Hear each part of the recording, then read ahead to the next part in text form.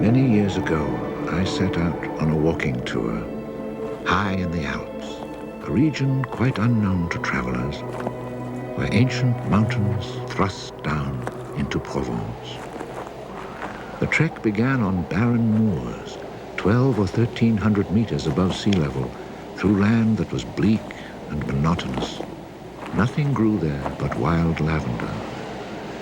My route led across the region at its widest point, and after hiking for 3 days, I found myself in a wasteland, desolate beyond description. I made camp near the remains of an abandoned village. The day before, my water supply had run out, and I had to find some. The cluster of houses, although they were in ruins, reminding me of an old wasp's nest, made me think that once there must have been a fountain, or perhaps a well.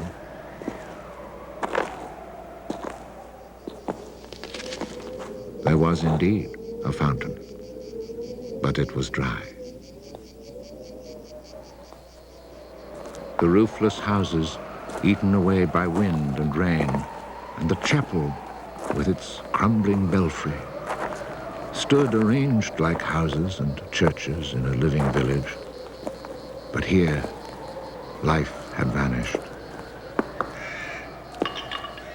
It was a sunny, cloudless June day, but over these bare highlands blew a fierce, insufferable wind. Growling through the skeletons of the houses, it sounded like a wild beast disturbed while feeding on its prey. I had to move camp.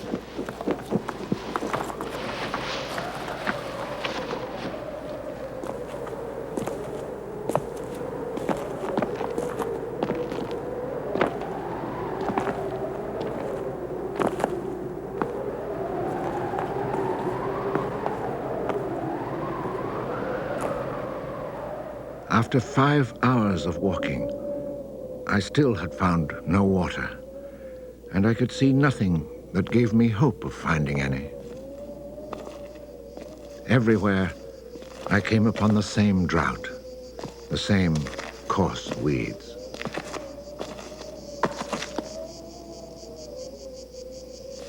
In the distance, something caught my eye. A thin, dark shape that I took for a tree stump. But just in case, I walked towards it.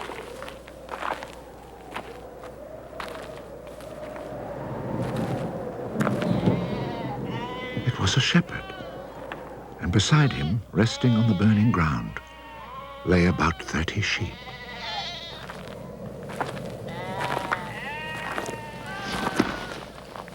He let me drink from his gourd, and presently he led me to his sheepfold in a hollow in the plain.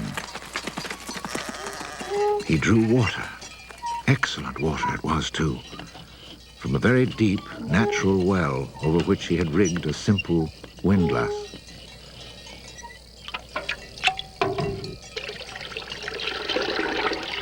The man spoke very little, often the way with people who live alone, but he appeared sure of himself and confident in his assurance. It all seemed somehow strange in this barren land. He lived not in a hut, but in a real house, a stone house, whose walls clearly showed how his own labor had repaired the ruin it had once been. Its roof was solid and strong, and the wind on its tiles sounded like the sea upon the seashore. Inside, it was neat and tidy, dishes washed, floor swept, shotgun oiled. His soup simmered over the fire. And I noticed that he was freshly shaved, that all his buttons were firmly sewed on, and that his clothes were darned with that meticulous care which makes the mend invisible. He shared his soup with me.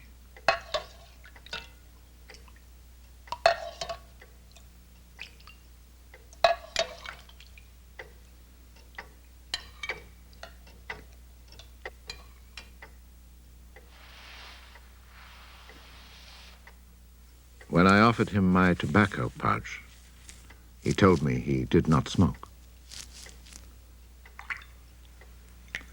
The dog, silent like his master, was friendly without fawning.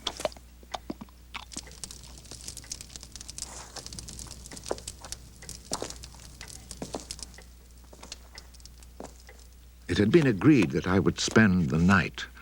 The nearest village was still almost 2 days' walk away. Villages in this region were few and far between, and I knew well what they were like. 4 or 5 of them were scattered over the slopes of these highlands, each one at the very end of a cart track among copses of white oaks. They were inhabited by charcoal burners. The living was poor, and families huddled together in a climate very harsh both in summer and winter found their struggle for survival made more bitter by their isolation. There was no relief. Their constant longing to escape became a crazy ambition. Endlessly the men carted their charcoal to town, then returned home. Even the most stable characters crack under the constant grind. The women seethed with resentment. There was rivalry in everything.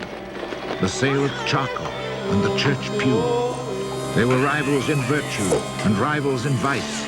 And the battle royal between vice and virtue raged incessantly. And always there was the wind. The ever-present wind constantly grating on the nerves. There were epidemics of suicide and many cases of madness, nearly always ending in murder.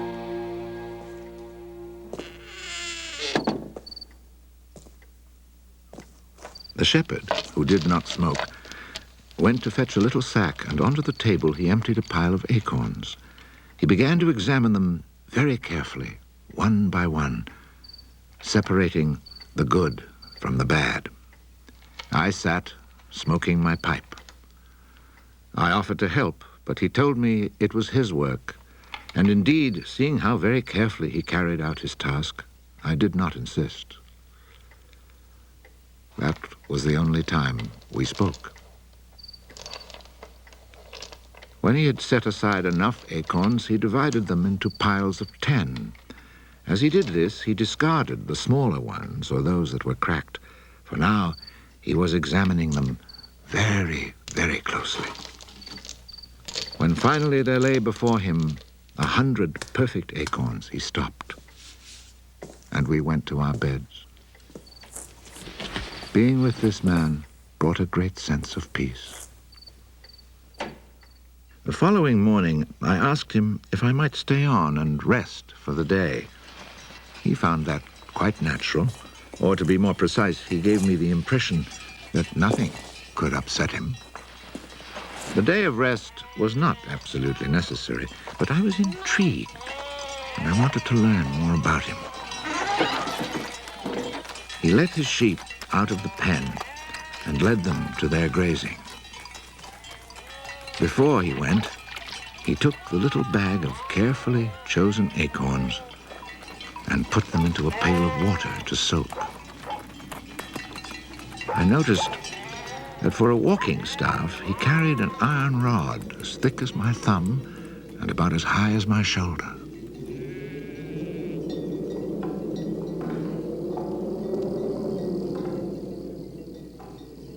Pretending to take a leisurely stroll, I followed him at a distance, but keeping on a parallel path with him. The pasture for his sheep was down in a dell. Leaving his dog in charge of the little flock, he began to climb towards me where I was standing. I feared he was coming to reproach me. Not at all. It happened to be on his way, and he invited me to go with him if I had nothing better to do. He was going a little farther on, to the top of the hill. When we reached his destination, he began to drive his iron staff into the ground. He made a hole, dropped in an acorn, and filled in the hole.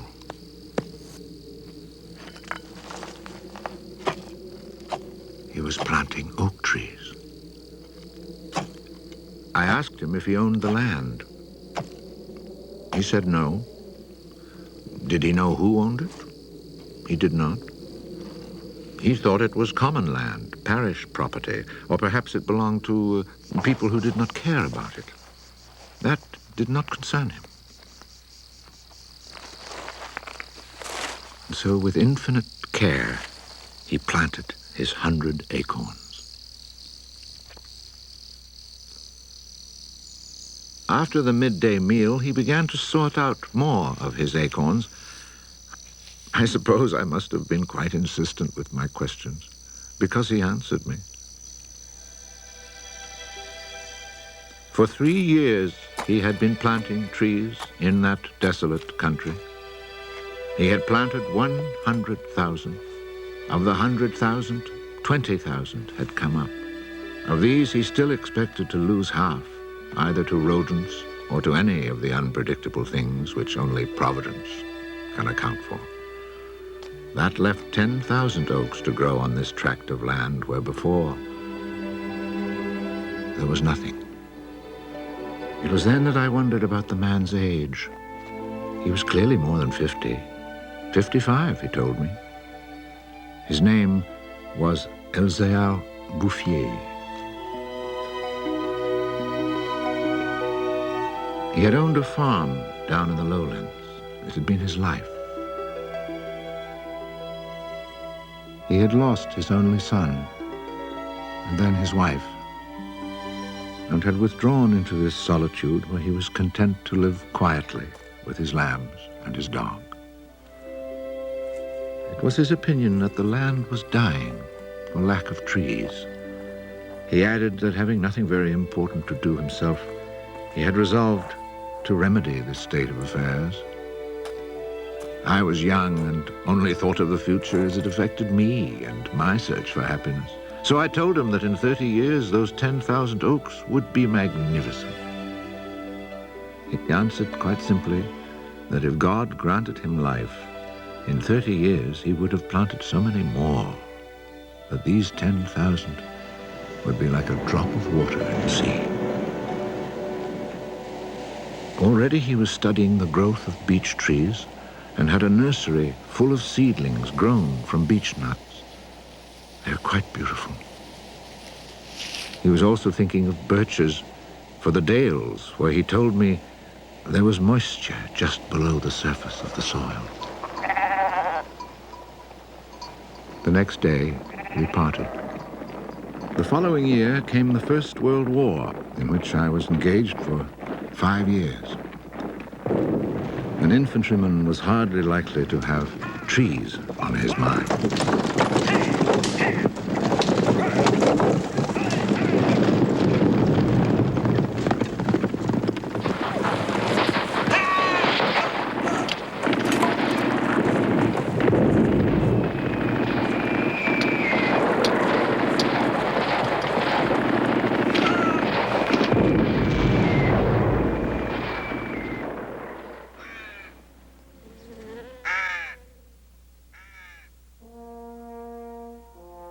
After demobilization, I found myself the possessor of a small gratuity and a great desire to breathe pure air.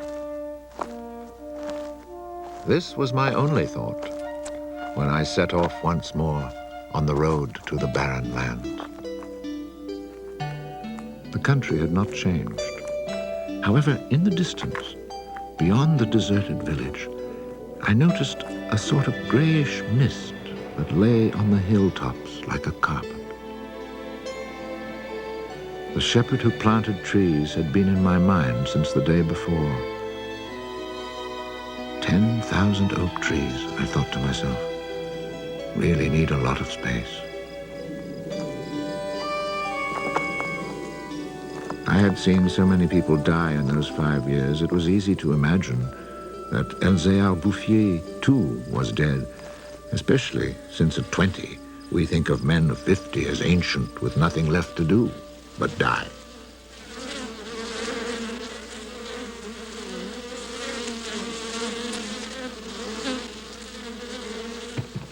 He was not dead. He had changed his occupation. He had only 4 sheep left, but now he had over 100 hives of bees. He had given up sheep because they threatened his young trees. The war had not disturbed him, and he had calmly continued his planting. The oaks of 1910 were now 10 years old and taller than either of us. It was such an impressive sight, I was struck dumb. And as he never said a word, we spent the whole day in silence, walking through his forest. It was in 3 sections and measured 11 kilometers long and 3 kilometers at its widest. When I reminded myself that all this was the work of the hand and soul of one man with no mechanical help, it seemed to me that men could be as effective as God in tasks other than destruction. He had followed his dream, and beech trees as high as my shoulder, stretching as far as the eye could see, were witness to it. The oaks were strong and past being at the mercy of rodents. As for Providence, she would have needed a cyclone to destroy this creation of man. He showed me handsome groves of 5-year-old birches planted in 1915, the year I was fighting at the Battle of Verdun. He had set them out in all the hollows where he guessed, and rightly, there was moisture near the surface. They were like young children, tender yet firm and confident. And creation, it seemed, had just followed in a natural sequence. He hadn't worried about it. Resolutely, he had gone about his simple task.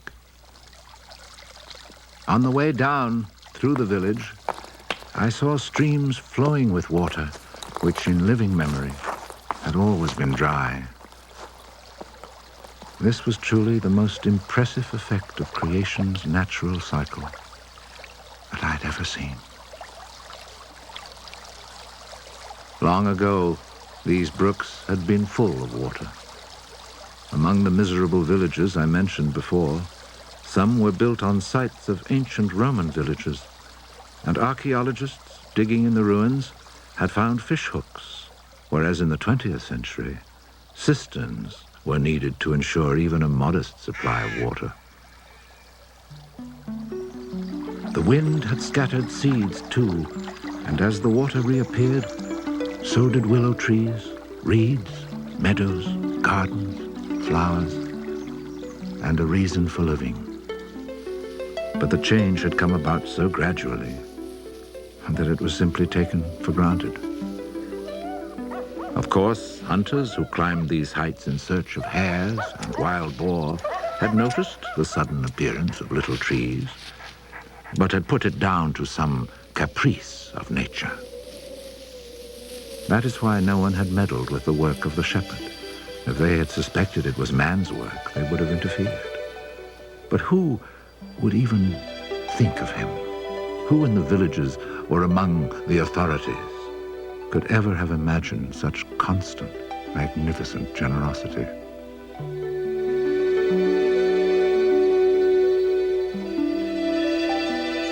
Each year from 1920 on, I paid a visit to Elzéar Bouffier. I never saw him lose heart, nor was he ever deterred. And often, God knows, it must have seemed that heaven itself was against him. I never tried to imagine his frustrations, but to achieve such an end, he must have had to overcome many obstacles. For such passion to succeed, he must surely have fought and conquered despair. We must remember that this exceptional man had worked in utter solitude. Solitude so complete that towards the end of his life, he had lost the habit of speech. Or perhaps he saw no need for it. In 1933, he was visited by an astonished forester who notified him of an order that lighting fires outdoors was forbidden for fear of endangering this natural forest. It was the first time, the forester told him naively, that he had ever seen a forest grow of its own accord. In 1935, a whole delegation from the authorities arrived to look at the natural forest. There was a high-ranking official from the forestry department, an elected member of parliament, technical experts, and there was a great deal of talk. It was decided something must be done. Fortunately, nobody did anything except for the one good thing. The forest was placed under government protection and charcoal burning was prohibited. For it was really quite impossible not to be enchanted by the beauty of these young, healthy trees, and they had even managed to cast their spell over the Member of Parliament.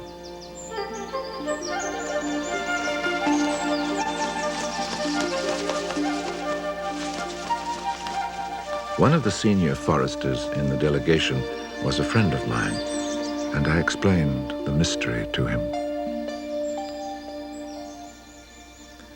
The following week, we both set out to find Elzéar Bouffier. He was hard at work, about 20 kilometers from where the official inspection had taken place.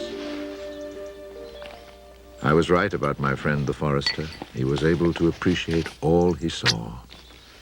I offered the eggs I had brought as a present. We all shared our lunch and spent several hours in silent contemplation of the landscape.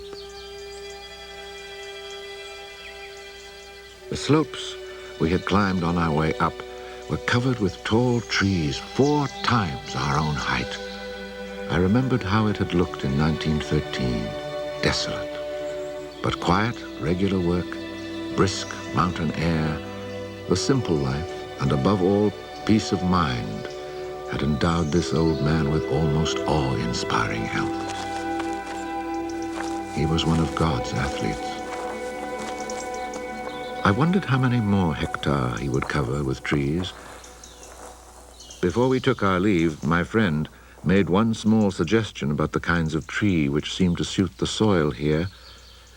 He did not press the point, for the simple reason, he told me afterwards, that this man knows more about it than I do. The idea must have been turning over in his mind, for after we had walked for an hour, he added, he knows more about it than anyone else in the world. He's found a perfect way to be happy.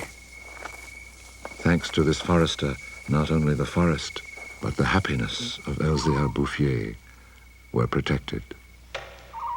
The only serious danger to his work occurred during the Second World War. Cars being powered by wood-burning generators. There was never enough wood. So cutting was begun among the oaks of 1910, but they were so far from transportation routes that the whole enterprise proved financially unsound. It was abandoned.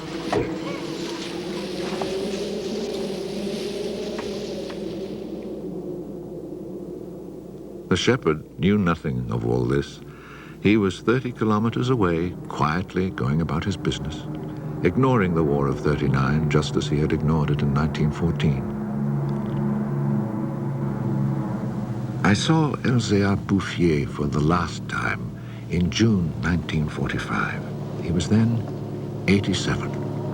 Again I had set out on the road to those barren moors. But now, in spite of the dislocation left behind by the war, there was a bus which ran from the Durance Valley up into the mountains. I decided it must be because of this relatively speedy means of transport that I could not recognize the places where my walks used to lead me. It took the name of a village to reassure me that I really was in that region that had once been desolate and abandoned.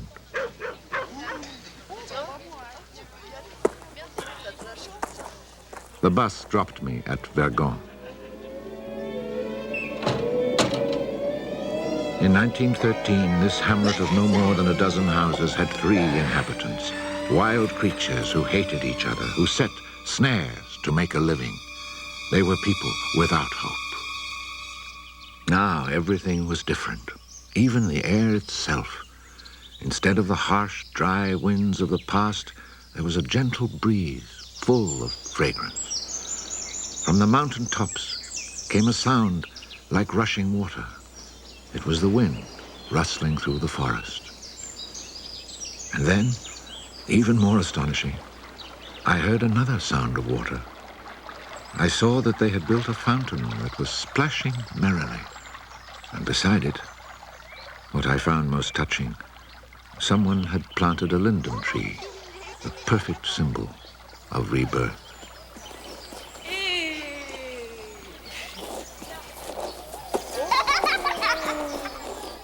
Moreover, Verdun showed signs of the kind of labor that only hope can inspire. So hope had been restored, ruins had been cleared, and crumbling walls torn down. The new houses, freshly rough-cast, stood in kitchen gardens where flowers and vegetables grew in orderly confusion. Roses and cabbages, snapdragons and leeks, celery and anemones.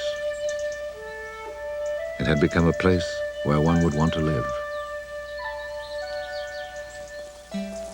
From this point, I continued on foot. The war had not been over long enough for life to reach full bloom, but Lazarus had emerged from the tomb. On the lower slopes of the mountain, I could see small fields of young barley and rye, and down in the narrow valleys, the meadows were green.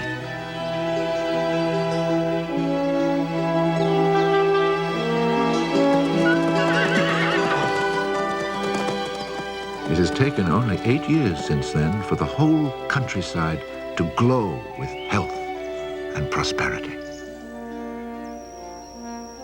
Where I had seen ruins in 1913, there now stand clean, freshly plastered farmhouses, evidence of happy, comfortable lives. Dry springs fed by snows and rains, now conserved by the forest, have begun to flow again. In the maple groves, each farm has its fountain brimming over onto carpets of fresh mint. Bit by bit, the villages have been rebuilt. People have come to settle from down in the plains where land is expensive. They have brought youth, life, and the spirit of adventure.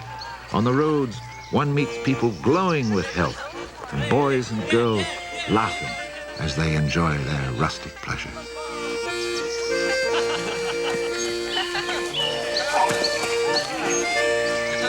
Counting those who lived here before, quite changed by their life in gentle surroundings, and including the newcomers, more than 10,000 people owe their happiness to Elzéar Bouffier. When I think that one man, one body, and one spirit was enough to turn a desert into the land of Canaan, I find after all that a man's destiny can be truly wonderful. But when I consider the passionate determination, the unfailing generosity of spirit it took to achieve this end, I'm filled with admiration for this old, unlearned peasant who was able to complete a task worthy of God. Elzéar Bouffier died peacefully in Banon in 1947.